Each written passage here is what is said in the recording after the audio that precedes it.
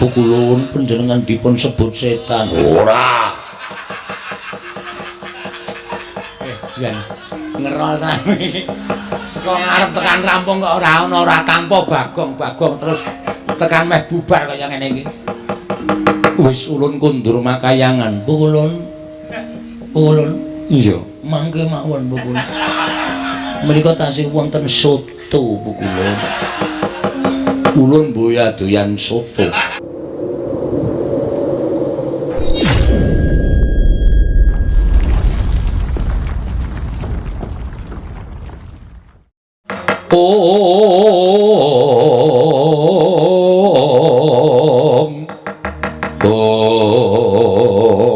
Merkencong Marudaya. Pak Pong bobolong kali codhe sapa sing gawe? Lha nuwun sewu, Dik. Paduka nganti para wadya bala Durandara tumedhak wonten ing Madyapada menika mboten pangling wonten tampel wates. Padukuhan mring apus papan pernahipun Bagong. Menika mangku suraos kados pundi keparang ingkang Raka ing Sidhe pangdal-dal Cemadong dawuh, Dik. Bu kula nadyan kula pun penyarian Cemadong dawuh, Bu Ulun kula ingkang putra pun Bathara Indra Cemadong dawuh. Bu Ulun kula ingkang putra pun Bathara Brahma Cemadong dawuh. Nggih, Bu Ulun kula ingkang putra pun Yama Dipati Cemadong dawuh. Kakang Narada, Kakang Resi kanika putra, inggih wonten timbalan.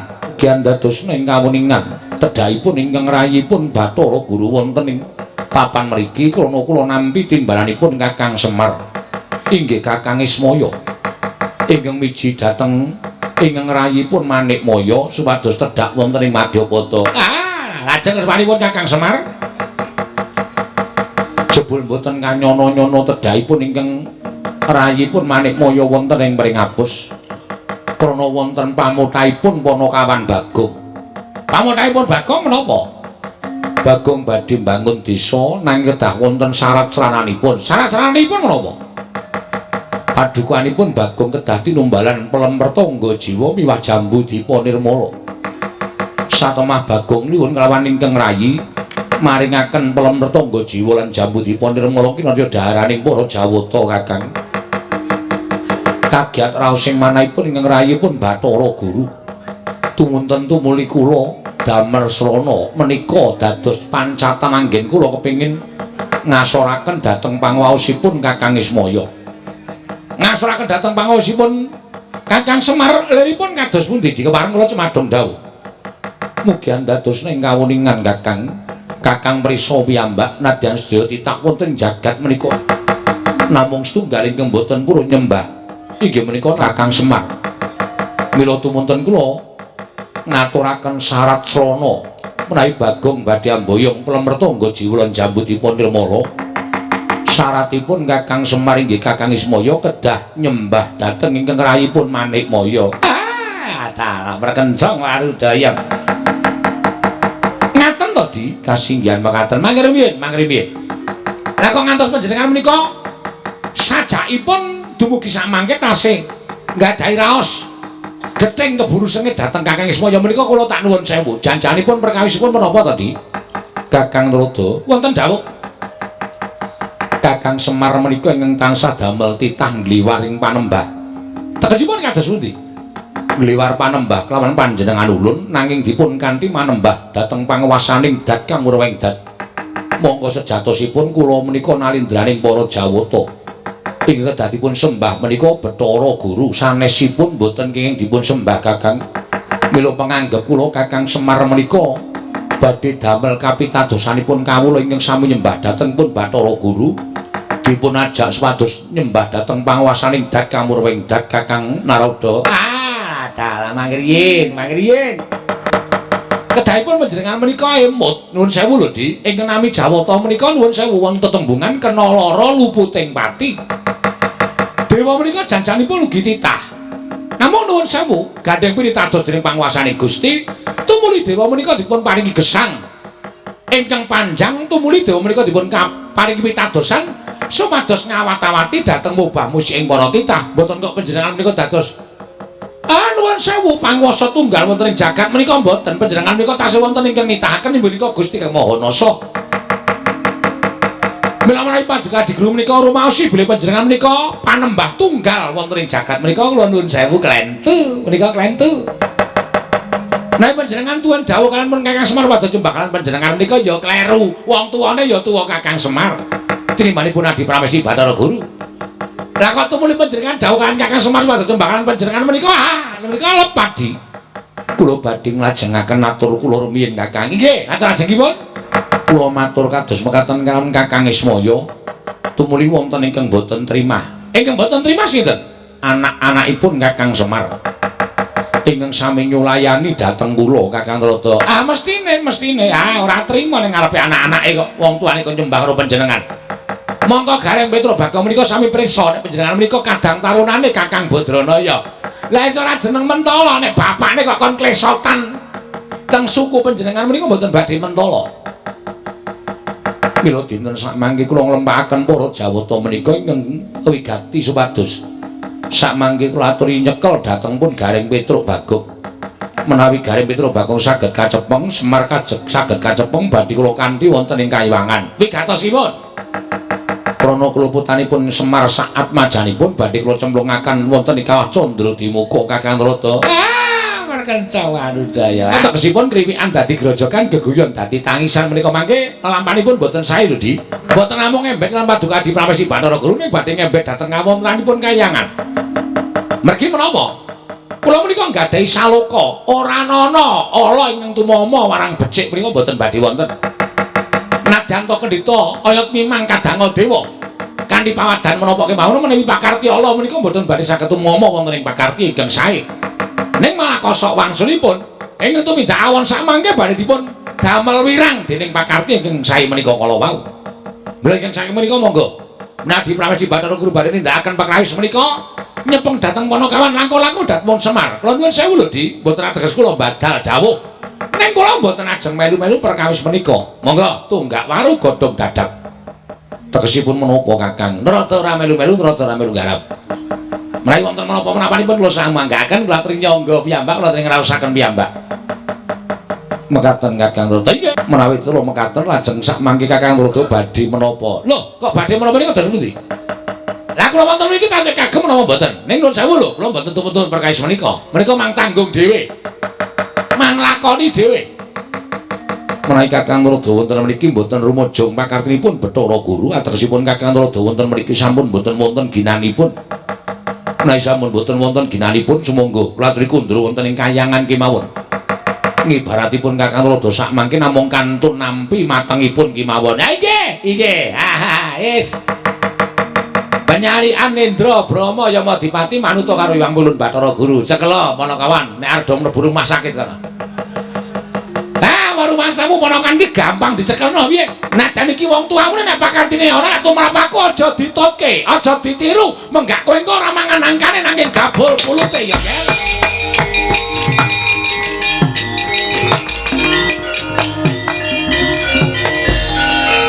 Penyarian kula mendhawuh ulun Indra wonten timbalan Rama. Brahma iki wonten timbalan Pukulun. Sak kathahing para durandara diketapake merga ulun percaya anak-anake Semar uga ora bakal gampang dicekel.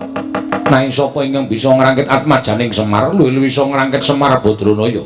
Pangkatipun ing putra benjang menapa Rama Pukulun? Pangkatipun ing putra benjang menapa? Ora ketang sambung obor cara lintang tumrya mangkat dina iki. Nang ngestaken dawuh. Nyuwun pamit bidal dinten menika. Nang ngestaken nyuwun pamit bidal dinten menika. Pukulun nyuwun berkah pangitu saged kasembadan panjangganipun paduka Kang Adi Pukulun.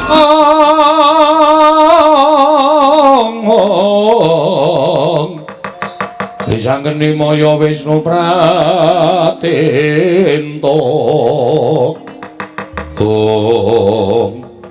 Terus kok rantak-rantak dewane pirang-pirang. Mongko kowe karo aku ming wong telu iki piye iki? Wis pokoke awak dhewe nglabuhi karo Bagong. Mesake bocahe. Duwe kekarepan kok malah godane kaya ngene gedine. Ha iya, ing upama Bagong mau rawani karo wong Pikulun Bathara Guru kedadene ra kaya ngene. Lah iya wis pokoke sak kuwate awake dhewe rek. Nek kira-kira ora kuat ya mundur. Nek kira-kira kuat nandingi kridaning para dewa, ya dhewe kudu mbantu karo Bagong. Kok malah do grenengan. Nek niate ikhlas ngabuhi aku ikhlas. Ora usah dadak demi Bagong mergo adine aja nganggo pawadan adine. Wong bantu ki lahir batin ora sampe nae dhewe ngono kuwi. Ya wis tak mangkat Lir, rasa dadak gemremeng. Tak menyang methoke para dewa. Nggonku labi karo kowe iki nek tumrap aku malah kaya wong natai pati lho kok. Nek mungsuh dewa iki nek kurang-kurang bejane sisip sembire tekaning pati. Kowe iki urip ya kok anu utange, Tru. Ya ora iki ya.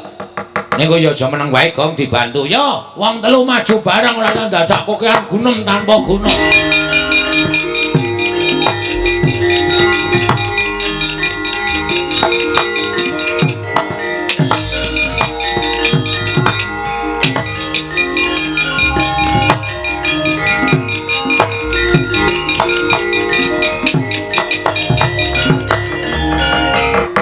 Iro wang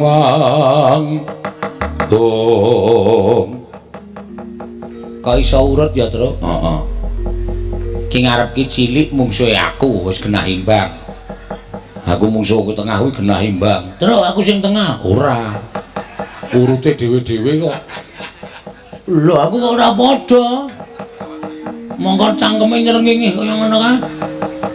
Kae sapa ngerti ra Gong? Ora ngerti. Bathara Yamadipati. Yamadipati? Heeh. Dewa tukang apa kae? Tukang jabut nyawa. Waduh. Sing entuk mungsuh pisane kok tukang jabut untu nyawa. Untu dengkulmu nyawa. Nek niat diniati Gong. Siap wis ora wedi lho sapa-sapa aku. Kula ngatur bekti kula kunjuk Pukulun. Nala garing tak tampa pangestuku tampan ana. Pukulun Bathara Penyarian. Oh, Pak Jarik. Udu. Bathara Penyarian. Ya kancane Pak Jarik. Ha iya wis. Bekti kula Pukulun. Iya Petro tak tampa. Pukulun bekti kula. Ya Bagong tak tampa. Kula Indra nglantaraken bekti kula kunjuk. Ya Petro tak tampa. Indra sapa, Tru? Indra Dewa. Engko dono kasino Indra udu. Ora film ora. Nun Bathara Indra ngaturaken bekti kula kunjuk. Ya Bagong tak tampa. Pukulun Yamadipati bekti kula ya garing tak tampa. Waduh serem suarane. Ya garing tak tampa. Untal cengelmu. Yamadipati bekti kula kunjuk ya Bak Petro tak tampa. Yamadipati bekti kula kunjuk ya Bagong tak tampa. Waduh. Nganggo ngono barang Indra. Kaya seger ndelok aku. Aku ucul klambi katokan training ngono kok.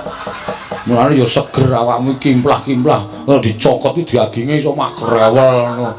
Mbok ora medeni. Wong arep perang kok malah dijek-jeki. Nala garing wonten dawuh Pukulun. Tekan koning maman kene didhawuhi Wang Pikulun Jatimurti ya Wang Pikulun Bathara Guru. Wigatosipun aku ki nang ngrangket karo kowe. Lho, sebabipun menapa? Merga kowe wani karo Wang Pikulun Bathara Guru. Kowe ora ngeparengake yen to Siwa Badranaya ya Siwa Ismaya nyembah marang dramaning Wang Pikulun Bathara Guru. Wah nek perkara niku beda perkara. Semar niku bapak kula. Nek nganti bapak kula digawe diasorake derajate kok nyembah dramaning Pikulun Bathara Guru ora bakal kelakon. Upama Semar gelem, anak-anake sing ora gelem. Ngoten. Tur niku kula ajangi jembar. Kula ngerti nek dewa-dewane ajeng ora trima karo napa sing kula lakoni. Rawi-rawi lantas malang-malang tak putung. Sapa ngganggu bapak? Nyawane garing tak ikhlasake. Lho, kowe wani karo dewa. Ha sing tak wedeni apamu? Ming dewa iki kok diwedeni. Ya, Tru. Aku karo tukang nagih utang ora wedi kok. Ming dewa diwedeni. Oh, siap, Gong, siap kae. Bapak Petruk bareng ngebelani karo bapakne. Lho anake, Mas. Mun sewu Pukulun niku anake bapak. Dadi nek garing belani kula mesti belani. Wah, nek ngono Bagong ya belani. Ora kok belani. Ah, ndeng belani. Medeni enak omong untune kok graji, Tru. Ora apa-apa anggere kowe iki tetek ora masalah. Ah, aku belani. Kowe sapa jenengmu? Yamadipati. Yamadipati. Ya. Kowe belani kena ning ditena jabut nyawamu. Wow. Senengane jabut kowe ya. belum rampung barang tak jambol dia. Manusia macam apa itu? Wah, jan Bagong ora semingkir apa kelakon kene marganing patimu Singalena Prapting Walis. Lho, wani aku sing tak wedeni apamu. Kelakon tak bondo, tak krincung sikilmu Nala Gareng. Mang maju, nek ana dewa kewirangan aja tundang Nala Gareng. Mati dening aku. Petruk kene marganing patimu. Monggo kula ladosi lho.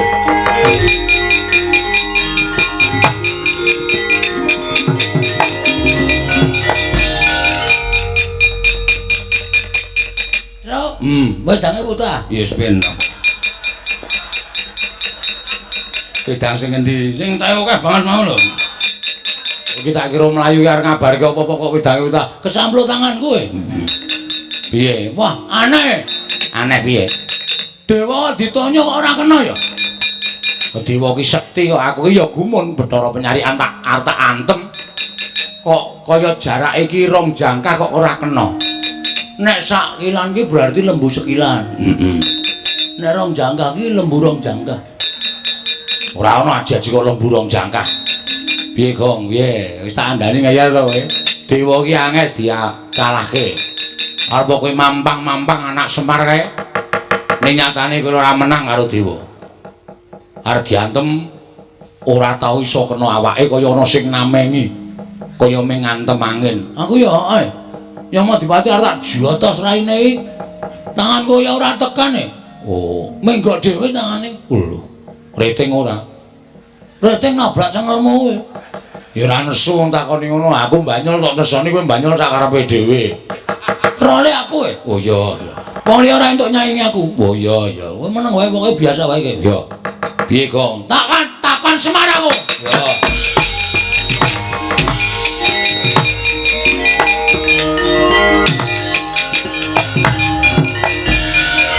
Mir, Mir meneh. Wis ora apak ning mir men. iki susu iki, Pak. Piye? Aku mau bertanya kepada Bapak. Kok dadi dewa iki ora iso diantem? Dewa iki derajate sak dhuwure menungsa. Dewa iki sembaning menungsa. Mula dheweke ora iso diantem karo menungsa lumrah. Tapi piye iki lek perang teneh wagu? Kene diajar kene arep ngantem ra iso. Rugi kene selak modar ra iso bales. Ning sing jeneng apa-apa ki ana kringkiane. Sak pinter-pintere wong ki mesti tau kapusan. Sak bodho-bodhone wong ki mesti duwe penemu sing apik. Lho, wis aluka. Nggih. Sak ampuh-ampuhe wong ki mesti ana kringkiane. Para dewa kae ya ana kringkiane. Kringkiane apa, Pak? Nek ngantem dewa ki aja nggon sirah, ora bakal kelakon. Ning dada medun. Ora entuk dodo munggah, Ra entuk. ning dodo medun. Mesti keneng. Mesti keneng. Dodo medun. Iya mesti keneng. Mudyar dening aku kowe. Dodo medun, Pak. Heeh. Hah, kakon ya. Kene medun. Wis Rasa kuwatir. Rang. Truk, dodo medun. Jujuk busine wae, Truk.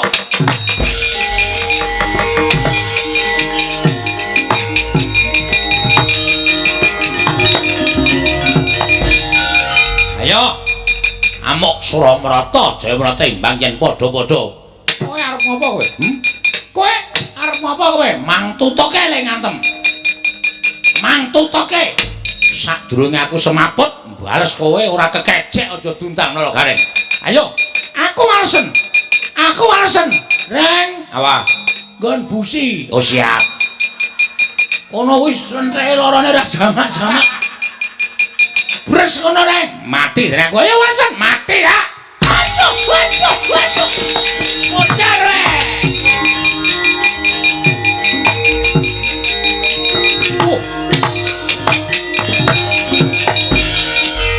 Ayo sambato. Ora bakal kula mundur. Kowe ora mundur tekaning pati. Kowe ora iso ngantem aku iso ngantem karo kowe. Tekaning pati. Truk. Kabulator. Nggon ngendi? Wah, kowe ora paham. Kono yang nang banyune ya kono kowe. Kabulatore kono kowe kepruk sak banter-banter. Mati dereng aku. Waduh. Wah, ayo Kang ya.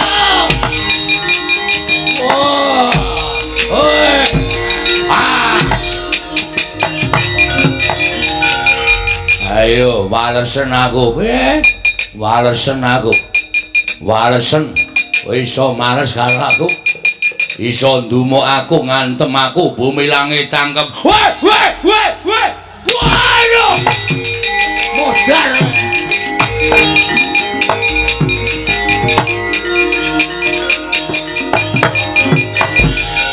Pecah kula ngono. Mati aku edan. Nolo gareng edan. Wah, diantem sak banter-bantere. Waduh. Aduh, Rama Wulun. Pecah kula ngono. Mboten saged mlampah. Waduh. Aku ngedan nganti muni makluk ngono. Waduh. Wah, latara. Ngamuk punggung Suratanto Nirbaya Nirwikara. Panakawan gawe wirangking para dewa. Cestri Sula ora padha tekaning pati aja dundang Bathara Guru lekaning.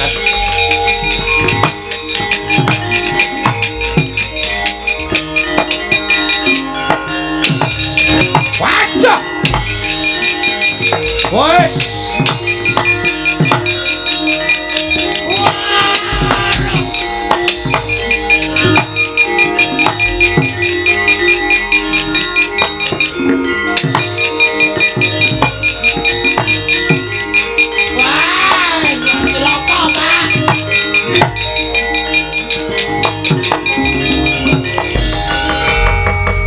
Piye kok do mlayu-mlayu?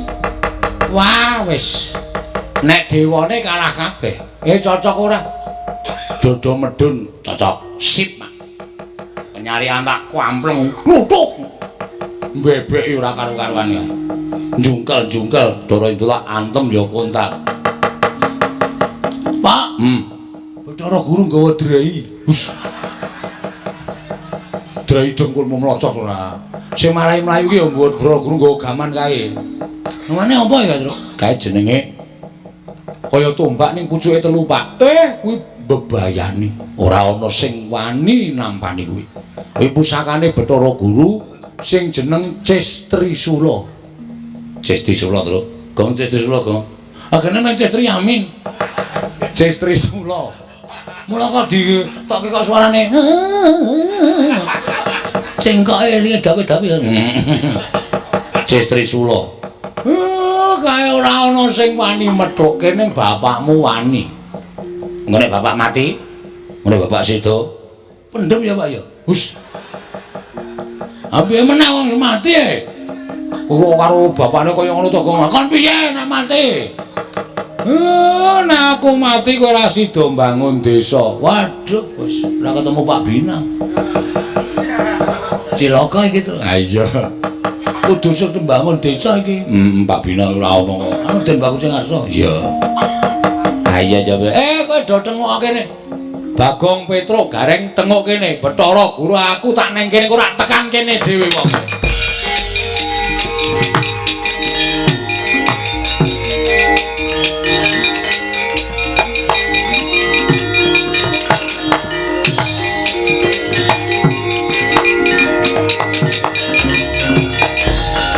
Kang Ismaya sakmenika sampun pantok pepuntaning tekad menawi Kakang Semar boten purun nyembah kaliyan kula paripaksa kula ngginakaken panguwasa minangka dados dewaning para dewa.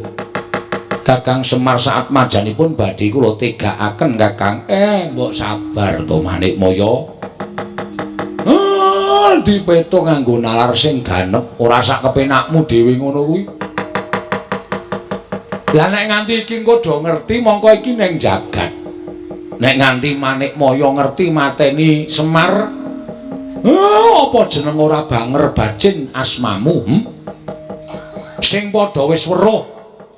Lah jare Semar iki kakangne Bathara Guru kok malah kakange dipateni adine. Apa jeneng kowe ora ngreksa marang kalalindraning Jawatamu? Apa jeneng ora kowe ngreksa marang asmamu? Aja nuruti karo mubal babaling nepsu, mubal babaling kekarepan. Nek kowe kepengin aku nyembah, iya aku tak nyembah, ora apa-apa. Wong sejere kowe kuwi ratu ning dewa, aku ming derajate wong cilik ming Panakawan. Wajibe ya pancen kudu nyembah. Ning rak ora neng kene to, kowe jaga asmamu, aku tak ngreksa jenenge Semar. Menika saestu Kakang. Aku kok tau goro ki goro kapan? Lajeng keparipun Kakang Semar ning kayangan. Wonten kayangan. Aku tak nggawa anakku Gareng karo Petruk ning kayangan men do weruh kabeh dewa-dewa, anak-anakmu nek Semar nyembah karo Bathara Guru, Semar ora duwe niat wani karo Bathara Guru. Menika saestu. Tenan. Gareng melu, nggih, Pak. Petruk melu, nggih. Aja wedi mati. Mati ning kayangan ra apa-apa, sendika. Sendika, Pak. Pak, aku piye, Pak? Kowe ning omah wae. Engko ndak ora kelakon lemu bangun desa. Waduh, kancaku sapa, Pak? Engko golek kanca. Petruk melu kowe. Aku melu kowe. Gareng melu kowe. Wong telu lunga. Heeh. Rampungke kewajibanmu bangun desa, mengko rak kowe isih dibutuhke dening para masyarakat padusunan kene. Nek ora bali, ora apa-apa. Teges aku mati. Waduh. Aku arep wani karo bapak ning aku sayang karo bapak terus. Ayo wis ben. Kadang barang kok ya mati. Ayo nderek bapak kok ya. Alah, Reng. Ora kesaur utangmu. Wis ben kok wis tak ikhlaske. Kowe barang ya mati to? Asik. Lho. Kok asik iki piye? Bojomu ayu e. Oh. Cahe Dian. Aku pancene Dian. Mau gedeng ora. Kowe tenan saestu Kakang Semar. Aku kok ngapus iki. Wis to, ayo. Dina iki budal bareng. Aku tak ngejak anakku Gareng karo Petruk Bagong meneng rampungke gaweane. Nanging menawi mangke Bagong sampun rampung pedalanipun badhe kula pethuk, kula inggihaken wonten ing kayangan. Kula sampurnakaken sareng kalian panjenengan, kula susulaken kalian kadang-kadangipun kula Gareng lan Petruk. Sangarepmu. Nek Bagong gelem. Bagong kok nek wis rampung bangun desa karo dipethuk karo Bathara Guru. Asik. Kowe arep diunggahke ning kayangan dipateni dicampurke karo Gareng karo Petruk. Wis ora apa-apa, ora masalah. Sing penting kewajibanku rampung kabeh. Wis ora bakal piye-piye aku. Nggih, kula ngestaken dawuhne ngestu lho dipethuk lho. Iya, ulun pethuk. Nek saken beto tosa. Lho. Guru kok nggo tosa ora. Ya ora mungkin ora dewa e. Monggo Kakang Semar kula dherekaken minggah dhateng kayangan. Ayo. Ikhlas iki Kakang. Ora ikhlas sebab apa? Semedhot atiku. Matur nuwun ya, Prak. Kowe mbelani karo aku. Matur nuwun ya, Reng. Kowe mbelani karo aku. Kowe ya, Truk. Aja kuwatir. Bandamu tak jarah rayah. Maksudku tak slametke, Truk. Walah, kok sepine piye iki? Njuk kancaku sapa wis? Bapak ra ana, Petruk ra ana, Gareng ra ana. Nek nganti tekan jam 2 padahal ngendika mati gara-gara. Masa aku dhewe ora bakal rame. Ora bakal gayeng aku terus arep wadul karo sapa iki? Wadul karo Pemunden Pandhawa malah dilumputke. Wadul karo Sinuwundarawati mesti disalahke. Sik. Oh iya. Aku sing sedulur e. Bapak ki jarene tunggale 3. Semar, Ismaya, Tejamaya, Manikmaya. Tejamaya ki jarene Watagak. Iki aku nek ora njaluk pambiyature Watagak, wis ora bakal rampung perkaraku. Wis tak sowan ning Jurang Porong. Wah, bapak digawa ning kayangan dipateni karo adimu wae. Nek Watagak mbogong ora melu-melu langsung tak benggang cangkeme. Tak suwek tenan. Adine kok ora arep melu-melu. Wah, aku sing sowan, aku sing teko. Jane ana ngapa to, Kang? Tak sak sawang kok pirang-pirang dina iki Kang Togog ora jenak. Pendak-pendak tak jagongi ora tau paring pangandikan. Wong biasane kowe kuwi nanggre aku tengok-dek kowe tengok-dek langsung kula trimo jinuwun ngono kae.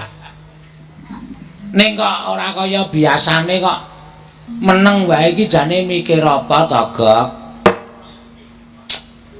Lung. Aku ki jane ya wis wong tuwa. Nek arep tak kandhake kok rasane isin. Wong aku ki arep kaya ngene wis tuwa, tur dasare aku wis wareg mangan gempalaning jagat legiasi ning kahanan. Ha iya, lah kok susah ki ngapa? Mbok wis sak titahe Gog, digawe ngene ya manut, digawe ngono ya manut. Wong sing jeneng awake dhewe iki ana sing murba masesa ya kuwi Gusti Kang Maha Suci. Mula ora usah ndadak pikiran werna-werna, ora usah ndadak penjaluk sing aneh-aneh. Sak murwate mengko ndak dikira cecak nguntal cagak. Cebul nggayu wulan wuta ngitung lintang tangeh kelakone cepak wurunge Gog. Ora perkara kok aku duwe penjaluk ki ora. Lah gimana? Aku ki wah piye ya Lung mengarep ngrembug iki janjane sepele. Ngene entuk tak gagas-gagas kok saya ngrantes nang pikir. Lah apa mulane omonga? Aku ki 3 dina kepungkur jemuah kliwon wingi. Heeh. 3 dina kepungkur? Heeh. Kuwi dinane sapa wong aku saiki lagi Selasa kok. Ceritane ngono kuwi. Heeh. Kuwi aku ngimpi. Ngimpi apa? Dulurku lanang kok kayane pirasatku ora apik ya Lung. Kose ngimpekke aku. Ora. Lho, dulurmu ki sapa? Wong nyatane kowe tak kancani urip seprono-sprene ya mung karo aku, ora karo sapa-sapa. Ngalor ngidul ya karo aku, gulang-gulung ya karo aku. Kok kowe muni nek dulurmu lanang kuwi tak imtok-impekke elek iki, aku apa piye kok? Udu. Ora yo ngerti to aku kuwi ndek sedulur Adi ning tanah Jawa. Oh, Semar. Ismaya. Heeh. Tak impekke kok ora apik. Semar ki lelayaran numpak baita, ning kok ora ning segara, ora ning Bengawan, ora ning kali. Neng kolah. Ora. Jeneng kapal kok ning kolah nyocok cengelmu iki, Pak. Rasane masih lega. Biasa wae wong sing jeneng omongan ki ya diselani nganggo gojek ngundak sepaneng. Lah iya. Lah terus Semar lenite kapal nendi? Semar nite kapal ki kok neng kawah Candradimuka. Loh. Neng kawah Candradimuka? Heeh. Mongko bengok-bengok. Pendake ning wong weruh dijaluki tulung, pendake ning wong weruh dijaluki tulung. Gregah tangi saka turu. Merga wancine wis esuk. Pitikku jago do kluruk ingon-ingon angku do ting brengok. Wancine gagat bangun esuk. Monggo hitungan impen yen manjing gagat bangun esuk kuwi impen sing ndara dasih. Tegese sing puspa tajem, impen sing bakal kasembadan. Ah, ya wis, Kak. Ngapa tak kowe iki nggagas impen barang iki? Wong kowe iki biasane ora tau gagas impen. Lah kok saiki kok tak gagas banget nganti kowe ora tau omongan karo aku, mergo gagas adimu si Ismaya nggone ngimpi numpak kapal ana ing tengahing Candradimuka. Durung rampung lehku cerita. Terus bareng tekan tengah kawah ora kanthi kanyono-nyono ana ombak wujud geni ingkang nyampluk baita sing ditumpaki Semar. Terus lah kok kapalin jumplang. Semar klelep ana ing kawah Candradimuka, aku ora iso nulungi piye-piye, bisane ming mespadhakake. Bar kuwi terus geragapan aku golek banyu tak nggo raup. Terus aku meneng wae tak pikir-pikir kok impen kok le medeni timen. Engko gegek dulurku lanang kena ngopo-opo ya Lung. Mongko ora iso sarta ora duwe keludhangan ngabari karo aku. Wong ning jagat ya mung aku karo Semar karo Ismaya. Nek kaya kowe iki rak kanca sing maringi Sang Hyang Bathara Wenang. Semar kae kancane jan ya mung siji, mung Bagong sing dumadi saka ayang-ayangane Semar sing diparing karo Sang Hyang Bathara Tunggal. Nek nganti dulur kowe neng apa-apa ora prayoga kedadeane. Lah piye? Ditiliki mrana apa piye? Ya ora apa-apa nirai karo dulure lanang kok. Nggo ngeyem-yemi pikirmu lho kok nek pancen pikirmu ki grangsang, duwe pikiran sing werna-werna tumrape ngadimu ki ayo tak terke ora apa-apa tiliki mrana kok. Dereng ngantos paripasami Bawacana. Kasaring mlajar-mlajar nenggeki Lurah Bagong ingkang prapta wonten ing padusunan Jurang Para.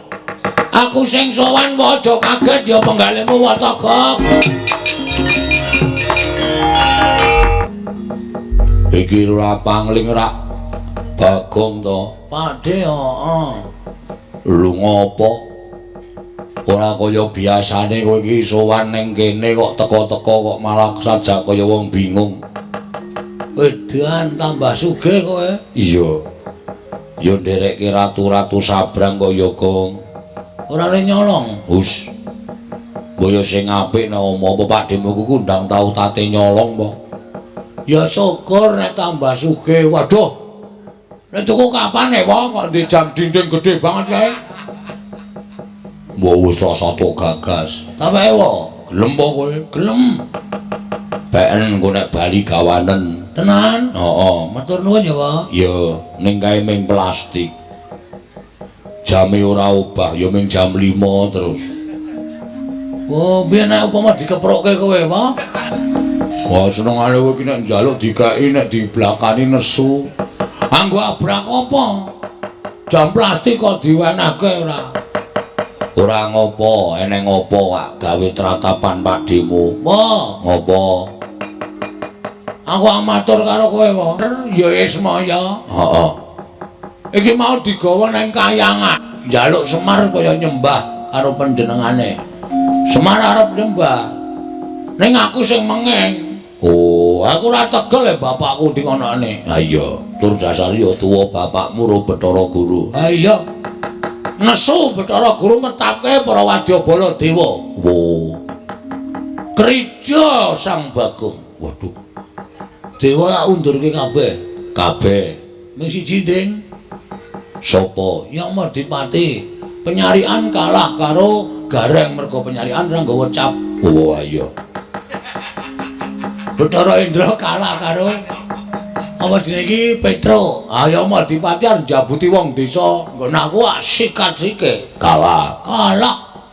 Mundur. Bathara Guru maju ngamuk. Gawa apa jenenge? Apa wong kae pusakane Bathara Guru apa? Lah sing bentuke kaya ngopo? Sing pucuke telu lho. Cis Trisula. Udu es. Cis. Kok es ora? Mau Cis Trisula. Aku Gareng Petro mundur berlindung di bawah ketiak bapak.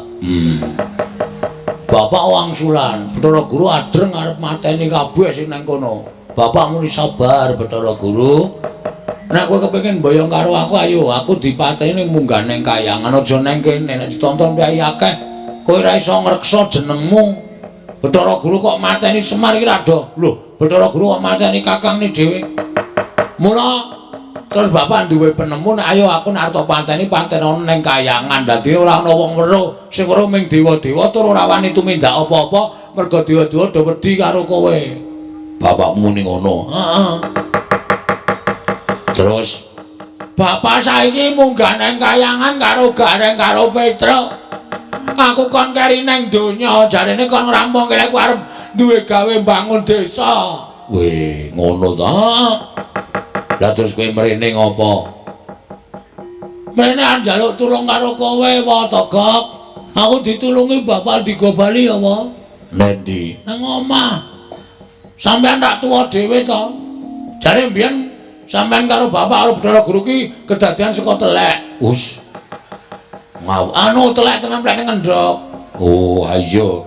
Sampeyan kulite, bapak putihe Bathara Guru kuningane, ha ta? Heeh, teleke dadi mbilung. Persetan. Oh, basa Indonesia ora. Ana kuwi tulungi apa? Gong. Nah aku sing nulungi mengko ndak aku dikira wong tuwa sing melu-melu perkarane bapakmu karo Manikmaya. Nah terus aku ra iso nek kon munggah ning kayangan. Wow, aku nggo catet lho. Kok nyatet cangkemmu ya apa? Sik. Wah, mak teratap aku. Aku iki wong ora tau sembrono ya. Ku nek mencret terus nyatet cangkemmu tenan. Iki serius iki, nek ora gelem ngewangi anakku, ora gelem balekke bapak, asli tenan catet. Tak benggang nggo kunci Inggris cangkemmu. Mencaya amba? Sik. Aku ora gelem ngewangi ning iki aku duwe cara. Caramu piye? Sing ngewangi kowe dhewe wae. Aku? Heeh. Dur kekuatanku apa? Ning ora wujud Bagong. Lho, wujud apa? Nek wujud Bagong ku ndak ketok nek kowe nulungi wong tuamu. Terus wujude kowe wujud sapa wae sakarmu. Engko tak nek daya kekuatanku munggah ning kayangan kowe dadi wong digdaya.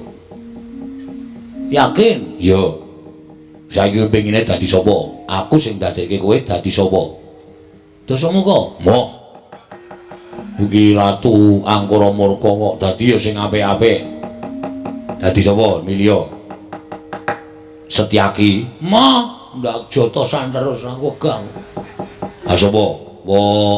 Abimanyu. Ah iso bagus malah kecentelan rondo pirang-pirang perkasa ning ragate men. Ming wong kere kaya ngene. Ora jane nek tok seneng iki pengen dadi apa? Nek siwa iso ndadekke aku, njaluk dadi Raden Werkudara kok.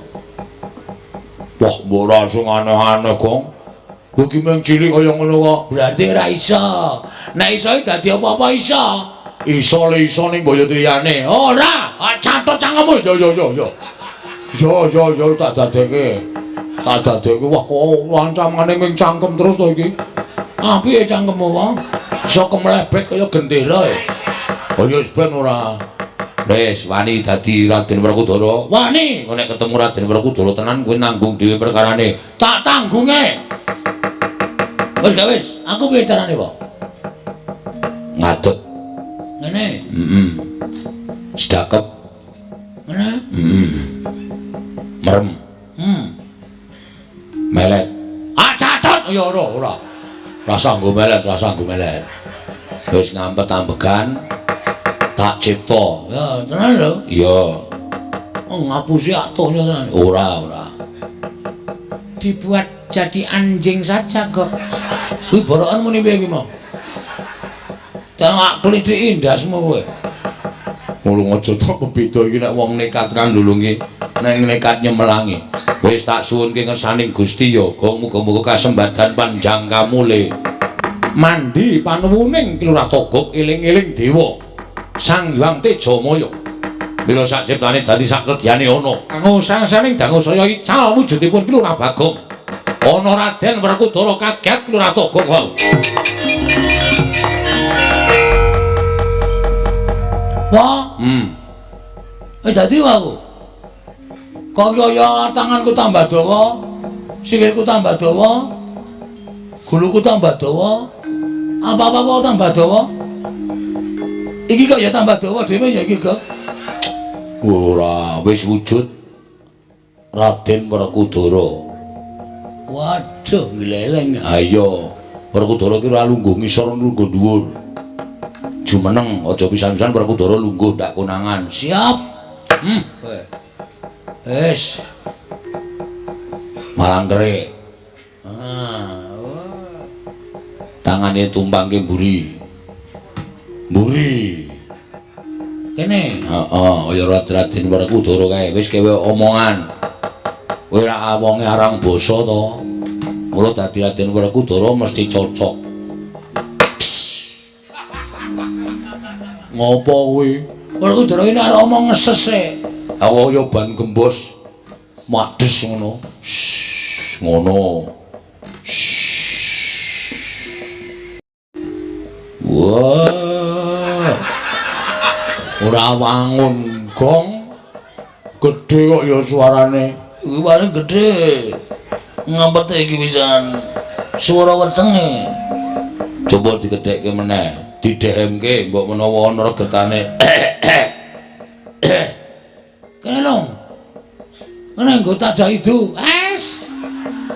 Jangan kok nggo pakecoan. Coba suarane sing gedhe. Ngerem Dasmu. Wah, karo makne gedhe ngendas-ndaske.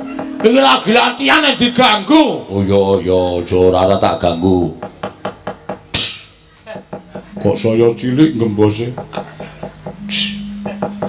Kok saya sithik. Wong yo kaya saya sithik. Maune ngono entek ya ngono. Wah.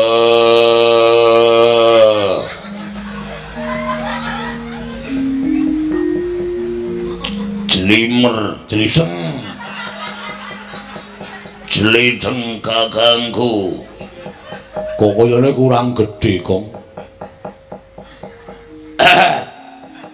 Toke sik. Wah, saya sithik pisan. Wah.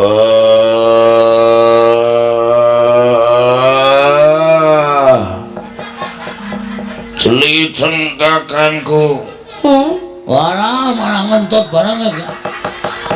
Nampet tok ya. Angel dadi ganti wae, Gok. Ganti Ndara Kresna wae. Moh wis ora iso wis sane kuwi ya kuwi. Waduh iso konangan ya. Bahasane biasa wae ya. Wis karmu. Wah, kuwi. Kuwi. Nang ngene iki mung sithik. Iki soal iki wis tak klumpuke terus tak plesuke tuk ngono. Wah, ngono to. Wah. Toko. Waduh ketara lho, ben modar. Konangan sing asli tutuki modar. Sing gandem. Wah. Toko. Jatuh guru. Tejo mantri. Nah, iki rada wangun iki. Aku aja watuk ngampet kok bajigur.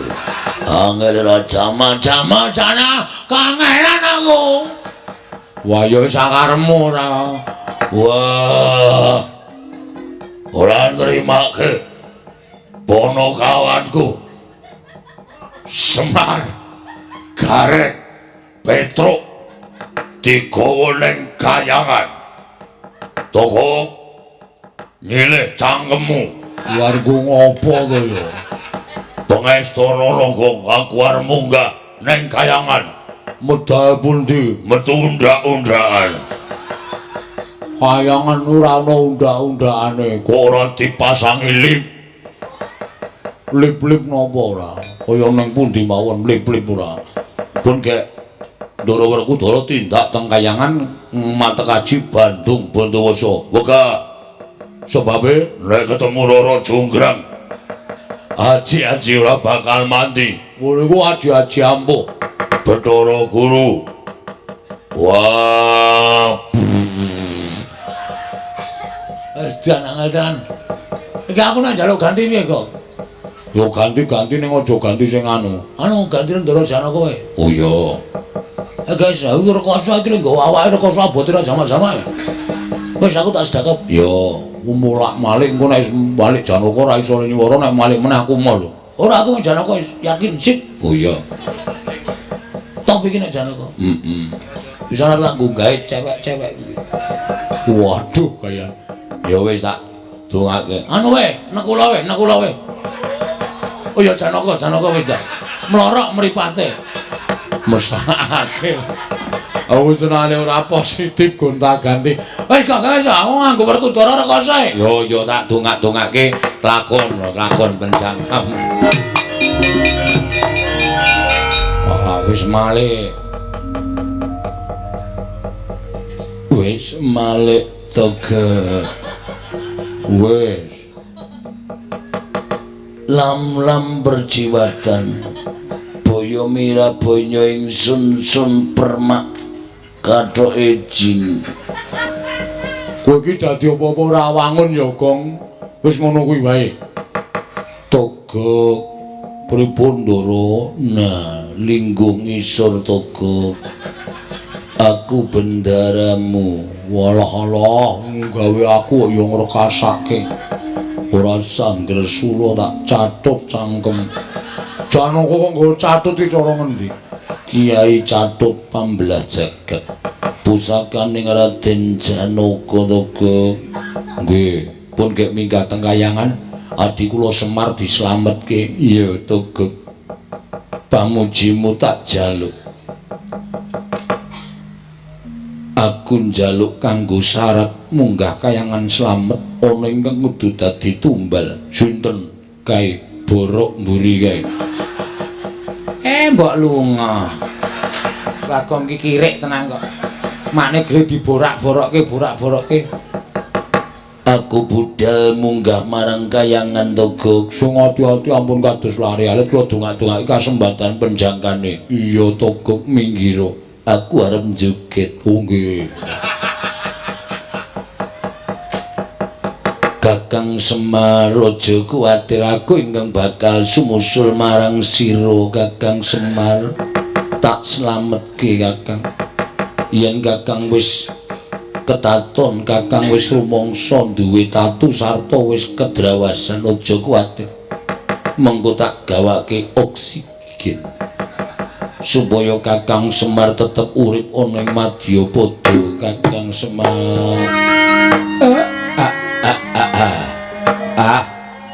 Guru. Wis saka jagat budal marang Kayuwangan. Rasaku wis manjing ana ing rasa ikhlas. Tegese sak mangsa-mangsa pancen kowe mburu marang kesenengan. Sak mangsa-mangsa pancen adiku Manikmaya wis ora iso dindakake.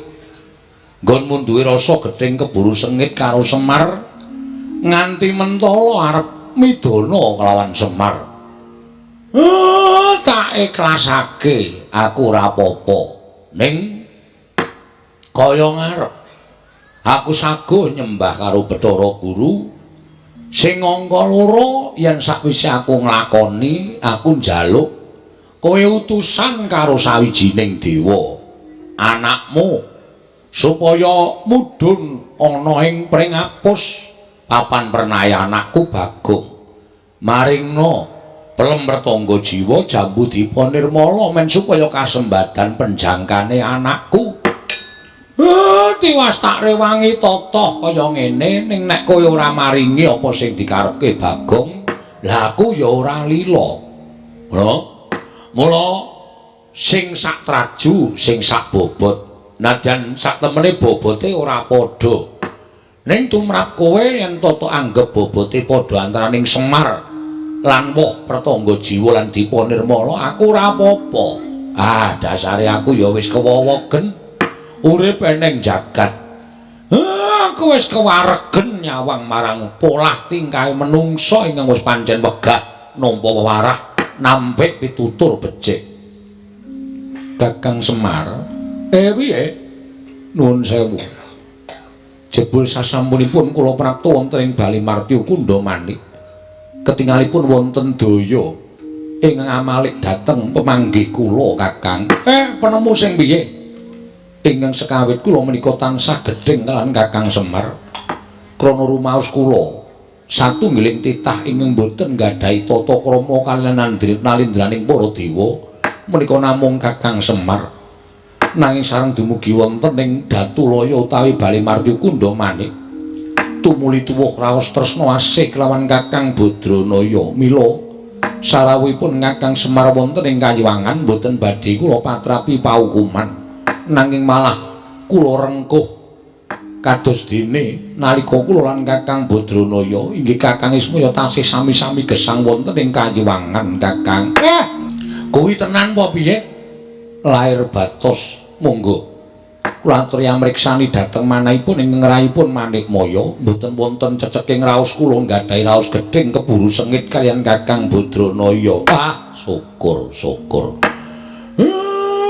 Ngono dewa ngelingake marang kowe Manikmaya syukur Gusti wis maringi pepadang kelawan atimu ingkang sekawit katon peteng ingkang sekawit katon nglamuk ning bareng tekan kene kowe duwe penemu sing kaya ngono syukur lah terus apa pancen kowe ya arep maringake apa sing dijaluk dening Bagong menika atmajanipun Kakang Ismaya ateges menika tasih kula warga kula piyambak ateges menika ugi tasih atmaja kula piyambak destun menapa menawi kula mboten maringaken plemrtangga jiwa Jambudipa Nirmala ingkang saknyata kathah thukulipun wonten ing Kayiwangan menawi Bagong namung betahaken setunggal plemrtangga jiwa lan setunggal Jambudipa Nirmala kula kinten mboten ngelongi dhateng menapa-menapa ingkang mapan wonten ing Kayiwangan Kakang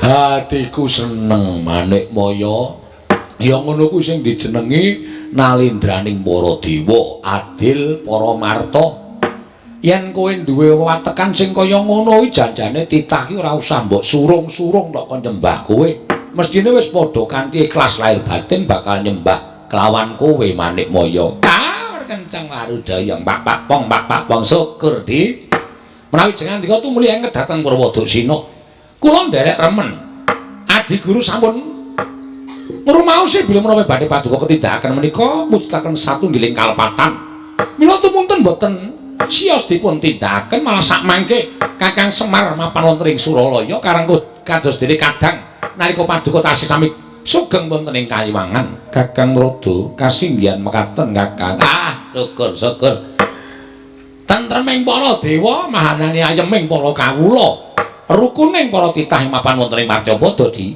kasinggihan mekaten Kakang Rada mila ing saking menika Kakang sakmangke mboten namung Bagong ingkang badhe kula paringi plemrtangga jiwa lan Jambudipa Nirmala nanging klebet Kakang Semar Nalagaring menapa dene Petra ugi badhe kula sugata dedhaharanipun Kayiwangan jernyatanipun Kakang Ismaya menika ugi tunggiling para Jawata Kakang ya matur nuwun nek kuwi tok lakoni kanthi ikhlas Nalagaring dalem Pak Petra pripun Pak arep diparingi plemrtangga jiwa karo Jambudipa Nirmala wah ayo iki to monggo jarine piyai pinter sapa sing darep plemrtangga jiwa Jambudipa Nirmala iki bakal kena lara luputing pati weh dhewe ora iso mati ya iso nek baterene entek mongan kok sarwa ora wis pat ngrasake ya Tru kaya ngapa ya rasane ya paling kaya pelem gadung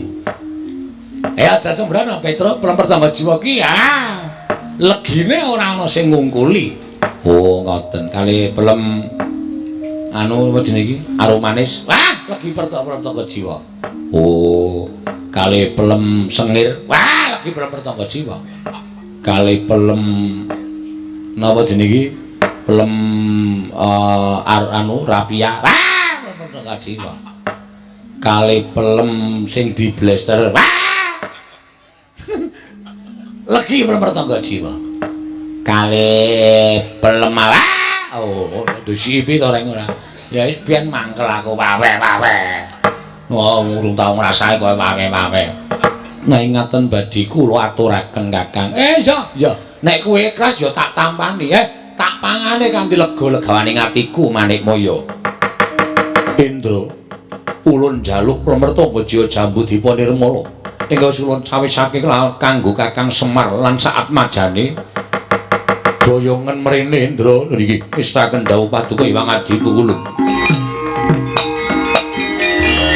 nika Kakang sawetawis plemrtangga jiwa lan Jambudipa Nirmala monggo kula aturi ngarahapi Kakang Semar ya matur nuwun Nalagaring iki lho wis dimanggake karo pamanmu Manikmaya waduh wah kuning-kuning kaya ngono to jambune ya wah mlenis-mlenis kaya ngono ya wah ya jambu nek yaene iki jan embruk-embruk rasane nyenengke ha iya kuwi ditokon tempel ya Tru ha iya aja do rebutan Ayo padha dipangan bareng-bareng monggo guru ya wis ngeparengake. Monggo Kakang Semar kula caosi kamardikan. Nah, monggo Kakang Semar dipun rahapi sak sekecanipun Kakang Badranaya. Rahap ki Lurah Semar Badranaya, Kelurahan Nalagaring Tuwin, Kelurahan Petruk. Sampeyan ngarahapi pasugatan ingkang caosaken dening Wang Pikulun Manikmaya kelawan Kang Raka Sang Hyang Ismaya. Parandening mangke Lurah Semar mus mangerteni gelagat pasemoning Sang Manikmaya parandene kendel kemawon. Sang Hyang Jagat Girinata nalika semanten wis maringi daru beksi wisa miwah racun ingkang niwasi madyaning Plempertangga Jiwa lan Jambudipun Nirmala dupi den dahar dening para kawan sumerbet Kang Panon plak kapi dara datane nget Purwadasina kagiat kadrokasan Hyang Pikulun Bathara Narada wau. Wah, panjenengan menika pancen wah. Nuwun sewu lho, kula menika sampun remen panjenengan menika sedahipun sampun nemut Purwadasina. Nanging sareng Plempertangga Jiwa Jambudipun oleh dipun dhahar dening Semar Nalagaring lan Petruk. Lah kok sami bengok-bengok tumunten sami katriwandan boten eling Purwadasina. Aduh nuwun sewu lho, nuwun sewu. Panjenengan menika sampun napus Rama kaliyan Kang Raka piyambak inggih miyos Sang Hyang Ismaya ngantos mekaten kedadosanipun menika dos pundi menawi mangke wonten tantrimanipun ingkang ngakarya jagat dhateng tumindak paduka Adi Pramila Bathara menika ingkang badhe tanggal sinten to Widi?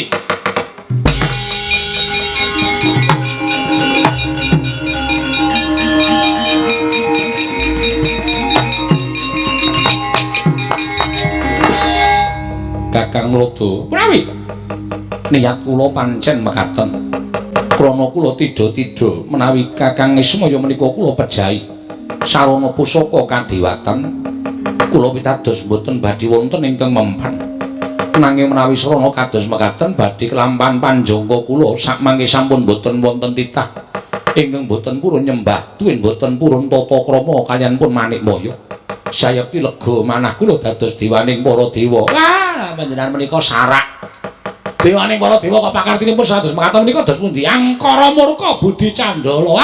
Lah menika mangke badhe ngembet kawontenanipun jagat badhe geger amargi kaperbawan panas sumuk sarta kegiatanipun angkara murkanipun Adi Pramesti Bathara Guru. Sampun Kakang Rada menika perkawis kula. Kakang Rada sampun paring dawuh mboten badhe tumut-tumut, mboten badhe melu-melu. Kula sampun nyarujuki. Mila sampun ngantos kekathah anggen paduka paring pangandikan. Ala becik bener luput bungah susah Manikmaya ingkang badhe nanggel. Kula taleni pendika panjenengan. Nek ana apa-apa ampun sambat Bathara Rada. Indra kluntun timbalan. Kakang Ismaya lan atmajane wis ora eling, bandanen tangane, kerincungen sikile. Papano ana ing pinggiring kawah Candra Dimuka, sak mangsa-mangsa mung kari glundungake cememplung ana ing kawah Candra Dimuka Indra.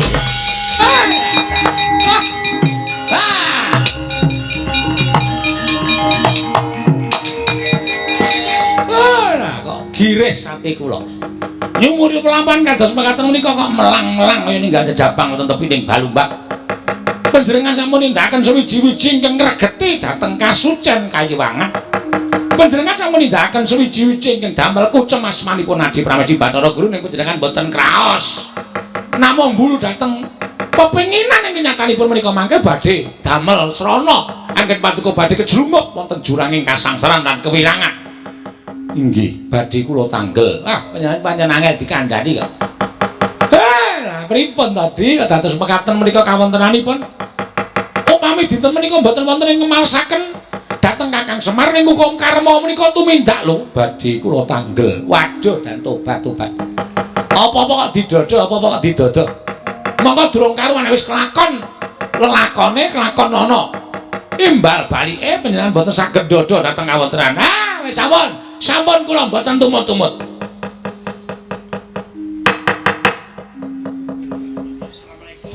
Assalamualaikum.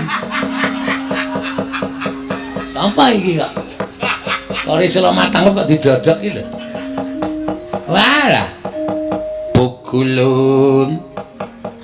Kula ingkang abdi pun satriya ing Madangkara.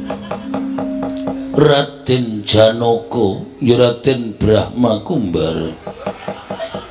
Kula ingkang sowan ngabiyantara Pukulun.